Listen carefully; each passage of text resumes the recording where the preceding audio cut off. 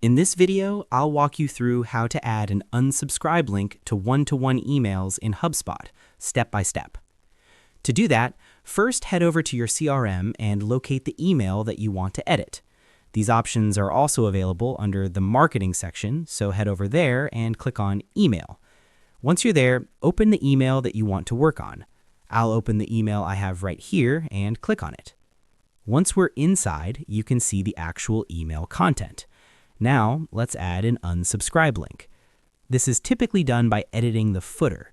When you click on the footer, you'll see the styles as well as whether the unsubscribe link is available. Simply click on unsubscribe, and as you can see, it appears right there. In the footer, you'll already have your unsubscribe link, so you can add it directly there. Once you're done, proceed to review and send the email. That's it for this tutorial. I hope this helped you understand how to add an unsubscribe link to HubSpot one-to-one emails. Thanks for watching, and I'll see you in the next video.